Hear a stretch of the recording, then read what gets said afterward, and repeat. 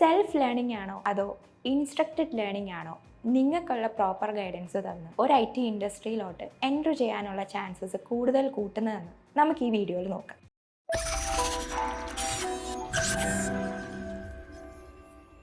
ആദ്യം തന്നെ നമുക്ക് സെൽഫ് ലേണിംഗ് എന്താണെന്ന് നോക്കാം. സെൽഫ് ലേണിങ്ങിൻ്റെ പോസിറ്റിവിറ്റിയും നെഗറ്റിവിറ്റിയും നോക്കാം. ഏത് കാര്യം എടുത്താലും അതിനൊരു പോസിറ്റീവും നെഗറ്റീവും ഉണ്ടാവുമല്ലോ. So starting with self learning. Self learning എന്ന് പറയുമ്പോൾ നമുക്ക് ആദ്യം പോസിറ്റീവ് കാര്യങ്ങളിൽ നിന്ന് തുടങ്ങാം. എല്ലായിടത്തും പോസിറ്റിവിറ്റി വരുത്താമെന്നാണല്ലോ. അപ്പോൾ പോസിറ്റീവിൽ നിന്ന് തുടങ്ങാം. ആദ്യത്തെ പോസിറ്റിവിറ്റി എന്ന് പറയുന്നത്, നിങ്ങൾക്ക് ഫിനാൻഷ്യലി ഡൗൺ ആയിട്ടുള്ള ഒരു വ്യക്തിക്ക് ഒരു 3 months അല്ലെങ്കിൽ ഒരു 6 months കോഴ്സൊക്കെ എടുത്ത് അത്രയും കാശ് മുടക്കി പഠിക്കാൻ പറ്റത്തില്ല എന്നുള്ള ഒരു വ്യക്തിയാണെന്നുണ്ടെങ്കിൽ, നിങ്ങളുടെ വീട്ടിൽ ഒരു പ്രോപ്പർ ലാപ്ടോപ്പും അതിന് പറ്റിയ ഒരു പ്രോപ്പർ ഇൻ്റർനെറ്റ് കണക്ഷനും ഉണ്ടെന്നുണ്ടെങ്കിൽ, ഇന്നത്തെ കാലത്ത് ഇഷ്ടം പോലെ സോഴ്സസുകളാണ് നമുക്ക് കോഡിങ് പഠിക്കാൻ വേണ്ടിയിട്ട് അവൈലബിൾ ആയിട്ടുള്ളത്. യൂട്യൂബിൽ നിന്നാണെങ്കിലും ഗൂഗിളിൽ നിന്നാണെങ്കിലും ഒരുപാട് ബേസിക് തൊട്ട് ഉള്ള പ്രോഗ്രാമിംഗ് കോഡിംഗ് സ്റ്റൈലുകളും കാര്യങ്ങളും ഒക്കെ നമുക്ക് കിട്ടുന്ന ഒരുപാട് സോഴ്സസുകൾ ഇപ്പോൾ നമ്മുടെ ഓൺലൈൻ മീഡിയയിൽ അവൈലബിൾ ആണ്. അപ്പോൾ നിങ്ങളൊരു സെൽഫ് എസ്റ്റീംഡ് ഒരു എൻതൂസിയാസ്റ്റിക് പേഴ്സൺ ആണെന്നുണ്ടെങ്കിൽ, നിങ്ങളുടെ നിങ്ങൾക്ക് ഇത് നേടണം എന്നൊരു തീ നിങ്ങളുടെ ഉള്ളിൽ ഉണ്ടെന്നുണ്ടെങ്കിൽ, ഷുവറായിട്ടും സെൽഫ് ലേണിംഗ് നിങ്ങൾക്ക് വളരെയധികം വർക്കബിൾ ആണ്. അതൊരു വലിയ പോസിറ്റീവ് കാര്യമാണ് സെൽഫ് ലേണിംഗ്. ഇനി നമുക്ക് അതിൻ്റെ നെഗറ്റീവ് പാർട്ടിലോട്ട് നോക്കാം. നെഗറ്റീവ് പാർട്ട് എന്ന് പറയുമ്പോൾ നിങ്ങൾക്ക് ഊഹിക്കാവുന്നതേ ഉള്ളൂ. ഫോർ എക്സാമ്പിൾ, ഒരു 100 പേരെടുക്കുക. അതിലൊരു 10% പേര് മാത്രമേ സെൽഫ് എസ്റ്റീംഡ് ആയിട്ടും അല്ലെങ്കിൽ സെൽഫ് എൻതൂസിയാസ്റ്റിക് ആയിട്ടും തന്നെ ഇരുന്ന് പഠിച്ച് നമുക്കിത് വേണം എന്നുള്ളൊരു ഗോളൊക്കെ സെറ്റ് ചെയ്ത് ഇൻഡസ്ട്രി ലെവലായിട്ടുള്ള സ്കിൽസും കാര്യങ്ങളും സെൽഫ് ലേണിങ്ങിലൂടെ അച്ചീവ് ചെയ്തിട്ടുള്ളൂ. അല്ലെങ്കിൽ അങ്ങനെ ഒരു തീ ഉള്ളിലുണ്ടാവുന്നത് ഒരു 10% പേര് മാത്രമേ ഉണ്ടാവുള്ളൂ. ഈ 80% ആൾക്കാർക്ക് എവിടെ തുടങ്ങണം, എങ്ങനെ തുടങ്ങണം, ഏതാണ് പ്രോപ്പറായിട്ടുള്ള സോഴ്സ് പഠിക്കാനുള്ളത്, അത് പഠിച്ചാൽ കറക്റ്റ് ആയിരിക്കുമോ? നമ്മൾ ചിലപ്പോൾ ഒരു വീഡിയോ എടുക്കുമ്പോൾ ആ വീഡിയോയിൽ പറയുന്ന രീതി ആയിരിക്കണം എന്നില്ല മറ്റൊരു വീഡിയോയിൽ പറയുന്നത്, അല്ലേ? അപ്പോൾ അവിടെ നമുക്ക് കോൺസെപ്റ്റും കാര്യങ്ങളും കൺഫ്യൂഷൻ ആയിരിക്കും. അങ്ങനെ വരുമ്പോൾ നമുക്ക് പ്രോപ്പറായിട്ടുള്ളൊരു സ്കിൽഡ് ട്രെയിനിങ് അവിടെ കിട്ടുന്നില്ല. നിങ്ങളൊരു കമ്പനിയിൽ പ്ലേസ്ഡ് ആകുക എന്ന് വിചാരിക്കുക. അവിടെ സെൽഫ് ലേണിങ്ങിൻ്റെ ഇമ്പോർട്ടൻസ് വലുതാണ്. അതൊരു ചാലഞ്ച് തന്നെയാണ്. കാരണം നിങ്ങൾക്ക് അവിടെ പുതിയ കാര്യങ്ങൾ അപ്ഡേറ്റഡ് ആവണം എന്നുണ്ടെങ്കിൽ അവിടെ ആരും സ്പൂൺ ഫീഡ് ചെയ്ത് തരാനോ പറഞ്ഞു തരാനോ ആരും ഉണ്ടാവില്ല. എല്ലാവർക്കും സ്വന്തമായി ഓരോരോ ടാസ്കുകൾ ഉണ്ടാവും ചെയ്തു തീർക്കാൻ. നിങ്ങൾ തന്നെ സ്വയം കണ്ടെത്തി അതിനെ കറക്റ്റ് ചെയ്യേണ്ടതായിട്ടുണ്ട്. അവിടെ സെൽഫ് ലേണിങ്ങിൻ്റെ ഇമ്പോർട്ടൻസ് വളരെ വലുതാണ്.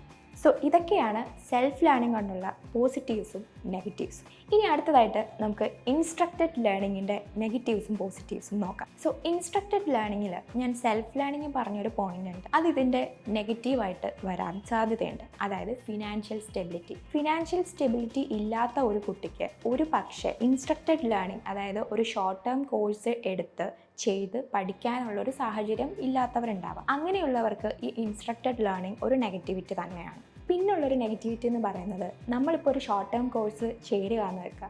അവിടെ നമുക്ക് പ്രോപ്പറായിട്ടുള്ള ഗൈഡൻസും പ്രോപ്പറായിട്ടുള്ള ഫാക്കൽറ്റീസും ഒക്കെയാണ് കിട്ടുന്നതെന്നുള്ളത് നമുക്കൊരു കൺഫ്യൂഷൻ ആയിരിക്കും. അപ്പോൾ ഇതൊക്കെയാണ് ഒരു നെഗറ്റീവ് പാർട്ട് എന്ന രീതിയിൽ നമുക്ക് ഇൻസ്ട്രക്റ്റഡ് ലേണിങ്ങിൽ പറയാൻ പറ്റും. ഇനി നെക്സ്റ്റ് പറയുന്നത് അതിൻ്റെ പോസിറ്റീവ് കാര്യങ്ങളാണ്. പോസിറ്റീവ് കാര്യങ്ങൾ പറയുവാണെങ്കിൽ, നിങ്ങളൊരു ഷോർട്ട് ടേം കോഴ്സ് എടുത്ത് ചെയ്യുകയെന്ന് വിചാരിക്കുക. ഏത് ഡൊമെയിനാണോ നിങ്ങൾക്ക് താല്പര്യം, നിങ്ങൾക്കൊരു ഫുൾ സ്റ്റാക്ക് ഡെവലപ്പറായിട്ട് നിങ്ങൾക്ക് പഠിച്ചിറങ്ങാനാണെങ്കിൽ അങ്ങനെ ഒരു കോഴ്സ് എടുക്കാം. അപ്പോൾ നിങ്ങൾക്ക് ഏതിലാണോ നിങ്ങൾക്ക് താല്പര്യമുള്ളത് ആ കോഴ്സ് എടുത്ത് ചേരുക. അതിൽ നിങ്ങൾക്ക് പ്രോപ്പറായിട്ട് ഉള്ള ബേസിക്സും കാര്യങ്ങളും തൊട്ടുള്ള ക്ലാസ്സസ് ലഭ്യമാണ്.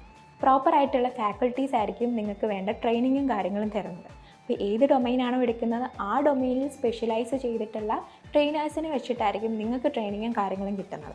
അതുകൊണ്ട് തന്നെ നിങ്ങൾക്ക് ഏത് രീതിയിലാണ്, എവിടെയാണ് തുടങ്ങേണ്ടത് അല്ലെങ്കിൽ എവിടെയാണ് കൊണ്ട് നിർത്തേണ്ടത് എന്നുള്ളൊരു ഐഡിയ നിങ്ങൾക്ക് ഇൻസ്ട്രക്റ്റഡ് ലേണിങ്ങിൽ നിന്നും പ്രോപ്പറായിട്ട് കിട്ടുന്നു. പിന്നെ അതിലൂടെ തന്നെ നിങ്ങൾക്കൊരു പ്ലേസ്മെൻറ്റും കാര്യങ്ങളും അച്ചീവ് ചെയ്യാനുള്ള ഒരു കരിയർ ഓപ്പർച്യൂണിറ്റിയും ഈ ഇൻസ്ട്രക്റ്റഡ് ലേണിങ്ങിലൂടെ നിങ്ങൾക്ക് തുറന്നു വരികയാണ്. ഇനി ഇൻസ്ട്രക്റ്റഡ് ലേണിങ്ങിലുള്ള വേറൊരു പോസിറ്റിവിറ്റി എന്ന് പറഞ്ഞാൽ, ഞാൻ സെൽഫ് ലേണിങ്ങിൽ പറഞ്ഞ ഒരു എക്സാമ്പിൾ പറയാം. 100 പേരെ എടുക്കുകയാണെങ്കിൽ അതിലൊരു 10% പേർക്ക് മാത്രമേ സെൽഫായിട്ട് ഒരു പൊട്ടൻഷ്യൽ ഉണ്ടാവും. നമുക്കിത് നേടണം അല്ലെങ്കിൽ ഇത് പഠിക്കണം, എന്നിട്ടൊരു പ്ലേസ്മെൻറ്റിലേക്ക് കയറണം അല്ലെങ്കിൽ സ്വന്തമായി സ്കിൽഡ് ആവണം എന്നൊരു പൊട്ടൻഷ്യൽ അത് ഈ 10% പേർക്ക് അങ്ങനെ ഒരു മോട്ടീവ് ഉണ്ടാവത്തുള്ളൂ. ബാക്കിയുള്ള 80% പേരവിടെ കിടക്കുകയാണ്. ആ 80% പേർക്കും വേണ്ടത് പ്രോപ്പറായിട്ടുള്ളൊരു ഗൈഡൻസ് ആണ്. അതിനൊരിക്കലും സെൽഫ് ലേണിംഗ് കൊണ്ട് പറ്റില്ല. അതിന് പ്രോപ്പറായിട്ടൊരു ഇൻസ്ട്രക്റ്റഡ് ലേണിംഗ് തന്നെ വേണം. അവർ പ്രോപ്പറായിട്ടൊരു ഇൻസ്റ്റിറ്റ്യൂഷനിൽ ചേർന്ന് തന്നെ പ്രോപ്പറായിട്ടുള്ള രീതിയിലെല്ലാം ബേസിക്സും കാര്യങ്ങളും കുറവാക്കിയാൽ മാത്രമേ അവർക്ക് മുന്നോട്ടുള്ള പ്ലേസ്മെൻറ്റ്സും അല്ലെങ്കിൽ കമ്പനീസിലോ കയറാനുള്ള ഒരു ഓപ്പർച്യൂണിറ്റി അവർക്ക് കിട്ടത്തുള്ളൂ. പിന്നെ വേറൊരു പോസിറ്റീവ് കാര്യം പറയാൻ പറ്റുന്നതാണെങ്കിൽ സെൽഫ് ലേണിംഗ് ആണെങ്കിൽ നമ്മൾ ഒരിടത്തിരുന്ന് നമ്മുടേതായ സംശയങ്ങൾ നമുക്കുള്ള സോഴ്സ് വെച്ചിട്ടാണ് കണ്ടുപിടിക്കുന്നത്. പക്ഷേ നമ്മളൊരു ഇൻസ്റ്റിറ്റ്യൂഷനിൽ ചേർന്ന് പഠിക്കുകയാണെന്നുണ്ടെങ്കിൽ നമുക്ക് അവിടെ ഒരു ഗ്രൂപ്പ് ഓഫ് ആൾക്കാരുണ്ടാവും. അവരുടെയൊക്കെ നോളജ് ലെവൽ ഡിഫറെൻ്റ് ആയിരിക്കും. അപ്പോൾ നമുക്ക് എന്തെങ്കിലും ഡൗട്ട്സ് ഉണ്ടെങ്കിൽ നമുക്ക് അവരോട് ചോദിക്കാം. അപ്പം നമുക്ക് എന്തെങ്കിലും നോളജ് ഉണ്ടെങ്കിൽ അത് ഷെയർ ചെയ്യുകയും ചെയ്യാം. അപ്പം എത്രത്തോളം നമ്മുടെ നോളജ് ഷെയർ ചെയ്യുന്നോ അത്രത്തോളം നമ്മുടെ അറിവും കൂടിക്കൊണ്ടിരിക്കുകയാണ്. അപ്പോൾ ഒരു കമ്പനിയിൽ എങ്ങനെയാണോ വർക്ക് ചെയ്യുന്നത് ആ ഒരു ഫീൽഡിൽ നിങ്ങൾക്ക് ഒരു ഇൻസ്റ്റിറ്റ്യൂഷനിൽ പോയാൽ ഒരു 3 months അല്ലെങ്കിൽ ഒരു 6 months കോഴ്സ് ചെയ്യുകയാണെങ്കിൽ പ്രോപ്പറായിട്ടുള്ള ഗൈഡൻസ് വെച്ചിട്ട് ഇൻസ്ട്രക്ഷനോടുകൂടി നിങ്ങൾക്ക് നിങ്ങളുടെ കരിയർ ചൂസ് ചെയ്യാൻ പറ്റും. സോ ഇൻസ്ട്രക്റ്റഡ് ലേണിംഗ് അവിടെ കരിയർ ബിൽഡ് ചെയ്യാൻ വേണ്ടി വളരെ ഹെൽപ്ഫുള്ളാണ്. അപ്പോൾ ഇപ്പോൾ നിങ്ങൾക്കൊരു ഐഡിയ കിട്ടിക്കാണും, സെൽഫ് ലേണിംഗ് പഠിച്ചാലാണോ കുറച്ചുകൂടെ ബെനിഫിറ്റ് അല്ലെങ്കിൽ ഇൻസ്ട്രക്റ്റഡ് ലേണിംഗ് ആണോ? രണ്ടും ഒരുപോലെ വർക്കാവുന്ന കാര്യങ്ങളാണ്. പക്ഷേ നിങ്ങളുടെ കാലിബർ അല്ലെങ്കിൽ നിങ്ങളുടെ പൊട്ടൻഷ്യൽ അനുസരിച്ച് നിങ്ങൾ തീരുമാനിക്കുക ഏത് വേണം ചൂസ് ചെയ്യണം എന്നുള്ളത്. Thank you for watching.